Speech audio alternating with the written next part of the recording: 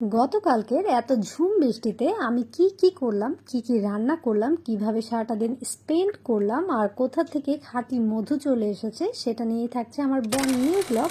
Hello and আসসালামু আলাইকুম everyone, welcome to my new blog and welcome to my happy life. তো good morning everyone. সকালে ঘুম থেকে উঠেই তোমরা জানো আমি কুসুম গরম পানি দিয়ে সিড মিক্স অথবা চিয়া সিডস খেয়ে থাকি। তো আমি গরম পানিটা ঢেলে নিলাম, অবশ্যই কিন্তু কুসুম গরম পানি হবে, অনেক যে বেশি গরম পানি দিলে কিন্তু আবার কাজ হবে না। তো এই যে আমি হচ্ছে 1 চা চামচ সিড মিক্স করে নিয়েছিলাম। তবে আজকে মোস্ট ইন্টারেস্টিং পার্ট হচ্ছে আমার কাছে কিন্তু 100% অথেন্টিক একটা মধু এসেছে। আর মধুটা কোন জায়গা থেকে এসেছে এটাই বলছি তোমাদের সাথে, চলো। তো এই যে আমার হাতে যে মধুটা দেখছো এটা কিন্তু এসেছে সওদাগর কর্পোরেশন থেকে। তো যারা 100% অথেন্টিক মধু খুঁজছো বাট কাউকে ট্রাস্ট করতে পারছো না, আমি বলবো চোখ বন্ধ করে সওদাগর কর্পোরেশনে হচ্ছে চলে যেতে, মানে অর্ডার করে ফেলতে। আমি ওদের কাছ থেকেই কিন্তু নিয়েছি। আর ওদের হচ্ছে ট্যাগ বা কার্ডটা আমি হচ্ছে অ্যাড করে দিব, তখন হচ্ছে তোমরা ফুল ঠিকানাটা অথবা পেজ লিঙ্কটা আমি ট্যাগ করে দিব।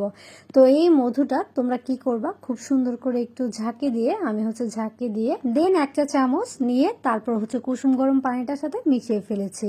এটাতে হবে কি তোমার যে সকাল সকালই তোমার বডিতে তুমি ফিল করবা যে একটা এনার্জেটিক ভাব দিচ্ছে। আর আমরা হচ্ছে যদি মধু অথবা খেজুর এইখান থেকে হচ্ছে চিনির যে পরিমাণটা সেটা নিতে পারি তাহলেই তো বেটার, কারণ আমাদের হচ্ছে সুগার ফল হয়ে যাওয়ার একটা পসিবিলিটিস থাকে। তো সকাল সকাল সেটাও কিন্তু একদম ফিল আপ হয়ে যাবে। ওকে, তো খুব সুন্দর করে এভাবে মিক্স করে নিবা আর কয়েকটা সেকেন্ড ওয়েট করবা। আর এই যে দেখো সওদাগর কর্পোরেশন, আমি ওদের কার্ডটাও হচ্ছে অ্যাড করে দিয়েছি। আর ভাইয়ের নামটা হচ্ছে এমডি নজরুল ইসলাম। তো ওদের একটা পেজও আছে, প্লিজ সবাই যে পেজটাতে অবশ্যই লাইক কমেন্ট তো করবাই। এছাড়াও এই মধুটা কিন্তু সত্যি অনেক বেশি ভালো, তোমরা হচ্ছে চাইলে অর্ডার করতে পারো। আর এই যে আমি খুব আরাম করে খেয়ে নিচ্ছিলাম সকালে, আমি কিন্তু দাঁত ব্রাশ করার আগেই হলো আমি এটা খেয়ে ফেলি পানিটা। দেন হচ্ছে কিছুক্ষণ ওয়েট করি, দেন হচ্ছে ফ্রেশ হই, তারপর হচ্ছে নাস্তা করি। তো এই যে নাস্তা করতে চলে আসলাম। নাস্তা করতে এসে আজকে জানো প্রায় তোমাদের হলো কি বলবো 20-25 দিন পরে হচ্ছে আমি চা খাচ্ছি। চা একদম আমি দুধ চাটা বাদ দিয়ে দিয়েছিলাম, তো আমার খুবই ক্রেভিং উঠেছে। দ্যাটস ওয়াই হচ্ছে আমি বসিয়ে দিয়েছি চা। একদিন একটু খেলে কিছুই হবে না, ডায়েটের একটু তো চিট ডে করাই যায়, তাই না বলো? তারপরে যে আজকে হলো আমি শুধু ডিম ভাজি খাবো, মানে হচ্ছে এখানে তোমরা 2টা ডিম নিতে পারো অথবা উপরে একটা রুটি দিয়ে দিতে পারো। আমি কোনো রুটি অ্যাড করছি না, আমার কাছে অনেক বেশি হেভি মনে হয়, যে মনে হবে যে অনেক খেয়ে ফেলেছি। এই যে আমার প্লেটারটা, আমি জাস্ট খালি একটা ডিম নিয়েছি, 2টা খেজুর নিয়েছি, কিছু বাদাম নিয়েছি, তারপরে শসা নিয়েছি। এইভাবে হচ্ছে সকালে নাস্তাটা কিন্তু তোমরা হচ্ছে আমার মতো সেরে ফেলতে পারো। দেন আমি খুব আরাম করে হচ্ছে খেয়ে নিচ্ছিলাম। তো কে কি দিয়ে ব্রেকফাস্ট করো তোমরা আমার সাথে কিন্তু শেয়ার করতে পারো। আর আমি যেইভাবে হচ্ছে আমার ডায়েটটা ফলো করি সেটাই হচ্ছে শেয়ার করি। অনেকেই দেখি যে আমাকে কমেন্ট করে ইদানিং যে 65 ইয়ার্স ওল্ড আমি কি খাবো বা কিছু। আমি আসলে ওইভাবে মেনটেন করি না, আমি হলো যেইভাবে খাই সেটাই কিন্তু দেখাই।